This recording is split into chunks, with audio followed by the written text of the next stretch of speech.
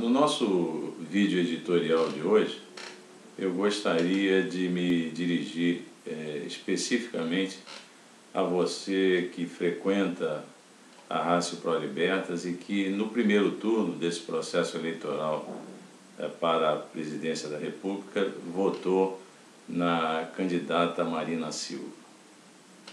Unanimemente, todos os analistas, todos aqueles que se debruçaram sobre o processo, tentando compreender os resultados que emergiram das urnas, foram unânimes em deixar claro que o universo ao qual você pertence, dos eleitores da candidata Marina Silva, interferiram decisivamente no processo. E mais, ficou muito claro nessas análises que esse universo foi considerado talvez o universo de eleitores de melhor qualidade, de eleitores mais conscientes, cidadãos de primeira linha, na medida em que não titubearam em manifestar a sua posição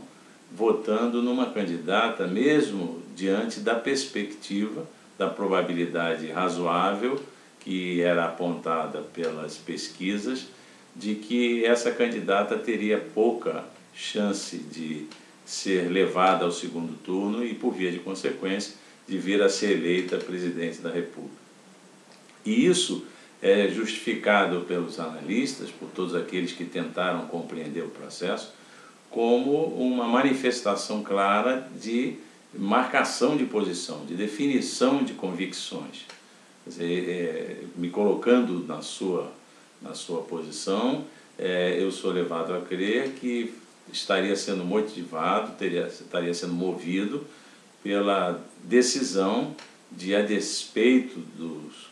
rumos que o processo pudesse vir a tomar, era meu interesse deixar claro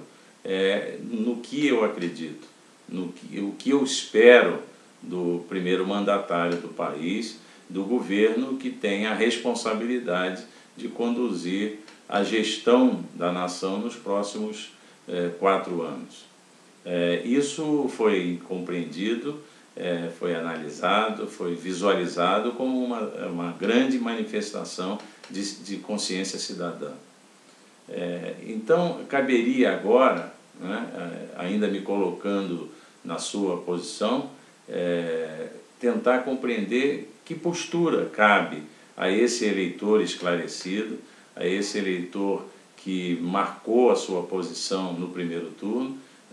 como ele se comportaria diante da necessidade, já agora não tendo a sua candidata, aquela que seria porta-voz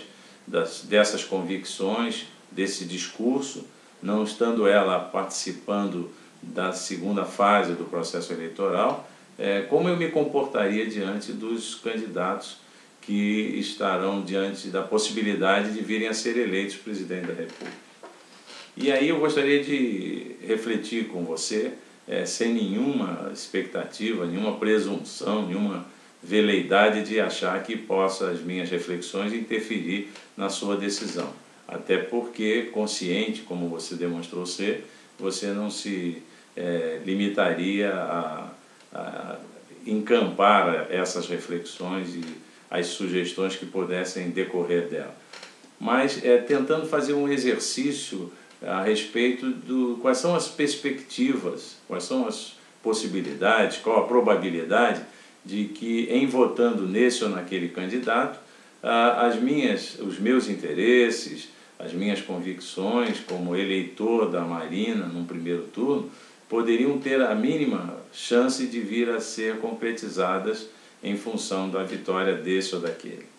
E aí, na hora que eu conduzo esse processo reflexivo, eu me deparo com uma circunstância totalmente díspare na medida em que eu me incline nessa ou naquela direção. Por que isso? Porque a candidata Marina Silva, ela já integrou o atual governo, já fez inclusive parte, já foi integrante do Partido dos Trabalhadores. Ficou muito claro nessa experiência dela como política, integrante do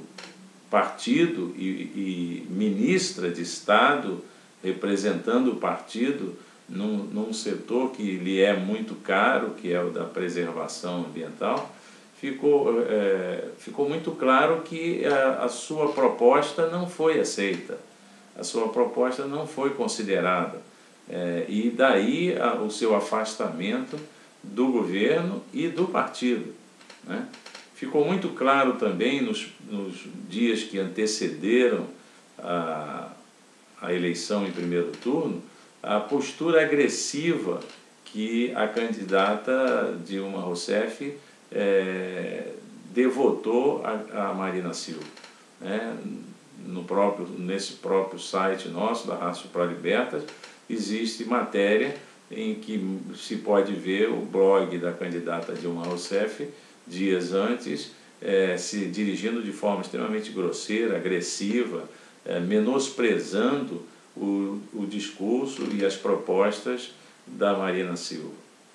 Então, me colocando na sua posição, tentando compreender como eu raciocinaria se fosse um adepto das propostas do Partido Verde, encampadas e manifestas pela Marina Silva, eu não consigo imaginar que carreando votos desse universo de eleitores para a candidata Dilma Rousseff, que haja a mínima probabilidade de que essas propostas sejam efetivamente encampadas. É claro que há um processo de adulação, há um processo de convencimento na expectativa de adesão desse universo de eleitores, mas o bom senso sugere que a probabilidade de que efetivamente, concretamente, essas propostas sejam implementadas no transcurso do novo governo, isso é absolutamente pouco provável que venha a acontecer. Do outro lado, há um candidato extremamente necessitado da adesão desse universo de eleitores e certamente dependente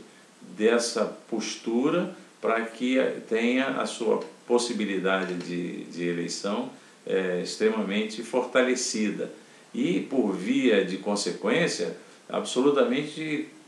consciente de que, em vindo a ser eleito, ele tem um compromisso do qual não poderá se afastar com esse universo de eleitores e, por isso mesmo, com o compromisso, na obrigação de, durante o seu mandato, respeitar essa vontade de um contingente expressivo de brasileiros que acreditou na possibilidade de que as suas necessidades, as suas convicções pudessem vir ser atendidas por esse candidato. E mesmo dependente para que se manifeste de forma mais concreta condições de governabilidade do seu mandato, dependente da adesão, da participação efetiva dos políticos em todas as dimensões, em todos os níveis, que representam essa corrente de pensamento. Então eu diria que, em me sentindo um ex-eleitor da Marina Silva no primeiro turno desse processo eleitoral, eu não consigo imaginar outra postura que não seja a de adesão a uma das candidaturas, na medida única e exclusivamente de que essa adesão ela dá peso político ao Partido Verde e dá peso político incondicionalmente às propostas que o Partido Verde defendeu e que a candidata do Partido Verde defendeu no primeiro turno. Então, deixo a reflexão de todos essas considerações e sugiro mesmo que aqueles que não foram eleitores da Marina, mas que concordem com essas reflexões, não se omitam e divulguem e conversem com quem tenha um contato e que tenha sido eleitor da Marina Silva, submetendo a essas pessoas as reflexões a que eu me refiro nesse editorial.